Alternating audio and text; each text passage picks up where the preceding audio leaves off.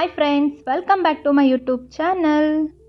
ಇವತ್ತಿನ ವಿಡಿಯೋದಲ್ಲಿ ಪಕ್ಕಾ ನಾಟಿ ಸ್ಟೈಲ್ ಹಳ್ಳಿಯಲ್ಲಿ ಮಾಡುವಂತಹ ಮಟನ್ ಸಾಂಬಾರ್ ರೆಸಿಪಿನ ಮಾಡೋದನ್ನ ಹೇಳ್ಕೊಡ್ತಾ ಇದ್ದೀನಿ. ಬನ್ನಿ ಇದಕ್ಕೆ ಏನೇನು ಬೇಕಂತ ನೋಡೋಣ.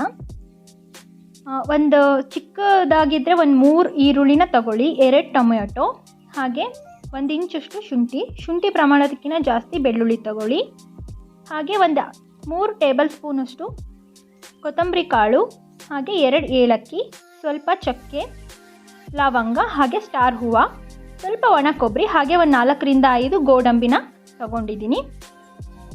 ಫ್ರೆಂಡ್ಸ್, ನಾನಿವತ್ತು 1 kg ಆಗುವಷ್ಟು ಮಟನ್ ಮಾಡ್ತಾಯಿದ್ದೀನಿ. ಒಂದು 10ರಿಂದ 12 ಬ್ಯಾಡಗಿ ಮೆಣಸಿನ್ಕಾಯಿ ತೊಗೊಂಡಿದ್ದೀನಿ, ಹಾಗೆ ಸ್ವಲ್ಪ ಕೊತ್ತಂಬರಿ ಸೊಪ್ಪನ್ನ ತೊಗೊಂಡಿದ್ದೀನಿ. ಒಗ್ಗರಣೆಗೆ 1 ಈರುಳ್ಳಿನ ನಾನು ಚಿಕ್ಕದಾಗಿ ಕಟ್ ಮಾಡಿ ಇಟ್ಕೊಂಡಿದ್ದೀನಿ.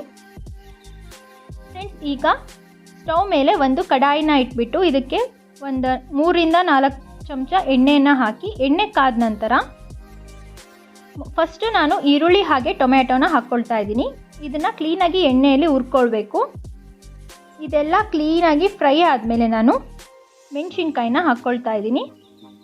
ಮೆಣಸಿನ್ಕಾಯಿನ ಹಾಕೋದ್ರಿಂದ ತುಂಬ ಚೆನ್ನಾಗಿ ಕಲರ್ ಬರುತ್ತೆ, ಹಾಗೆ ರುಚಿನೂ ಸಹ ಅಷ್ಟೇ ಸೂಪರಾಗಿರುತ್ತೆ. ಈಗ ಎಲ್ಲ ಮಸಾಲ ಇಂಗ್ರೀಡಿಯೆಂಟ್ಸ್ ಕೂಡ ಹಾಕ್ಕೊಂಡು ಕ್ಲೀನಾಗಿ ಫ್ರೈ ಮಾಡ್ಕೊಳ್ತಾ ಇದ್ದೀನಿ. ಇದೆಲ್ಲ ಸೀದೋಗೋ ಚಾನ್ಸಸ್ ಇರುತ್ತೆ, ಹಾಗಾಗಿ ನೀಟಾಗಿ ಲೋ ಫ್ಲೇಮಲ್ಲಿ ಫ್ರೈ ಮಾಡ್ಕೋಬೇಕು. ಹಾಗೆ ಲಾಸ್ಟಲ್ಲಿ ನಾನು ಕೊತ್ತಂಬರಿ ಸೊಪ್ಪನ್ನು ಸಹ ಆ್ಯಡ್ ಮಾಡ್ಕೊಳ್ತಾ ಇದ್ದೀನಿ.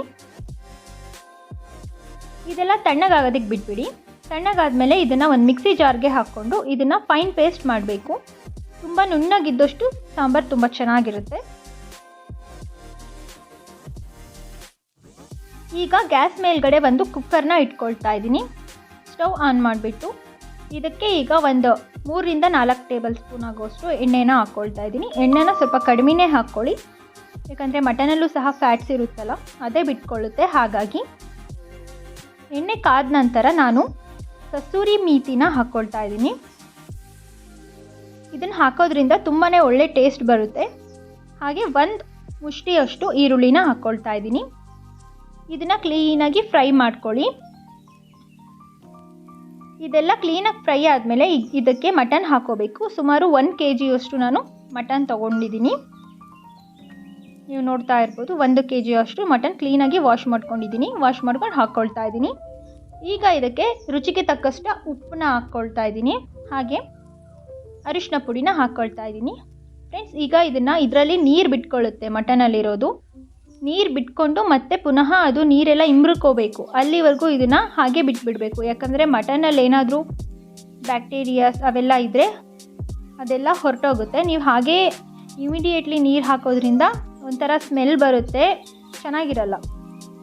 ಹಾಗಾಗಿ ಇದು ನೀರೆಲ್ಲ ಬಿಟ್ಕೊಂಡು ನೀರೆಲ್ಲ ಮತ್ತೆ ಆವಿಯಾಗಿ ಹೋಗುತ್ತೆ. ನೋಡಿ, ನೀರೆಲ್ಲ ಬಿಟ್ಕೊಂಡಿದೆ. ಈ ನೀರೆಲ್ಲ ಮತ್ತೆ ಆವಿಯಾಗಿ ಹೋಗುತ್ತೆ, ಅಲ್ಲಿವರೆಗೂ ಇದನ್ನು ಹಾಗೆ ಬಿಟ್ಬಿಡಬೇಕು.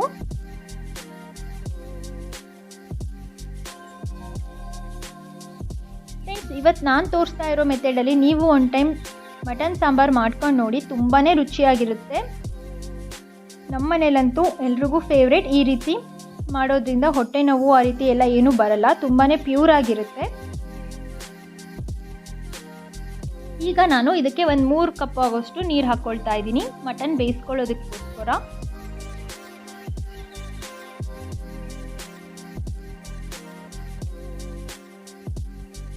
ಫ್ರೆಂಡ್ಸ್, ಈಗ ಕುಕ್ಕರ್ನ ಮುಚ್ಚಳನ ಮುಚ್ತಾ ಇದ್ದೀನಿ. ಕುಕ್ಕರ್ ಮುಚ್ಚಳ ಮುಚ್ಚಿ 3 ವಿಷಲ್ನ ಕೂಗಿಸ್ಕೊಳ್ತಾ ಇದ್ದೀನಿ.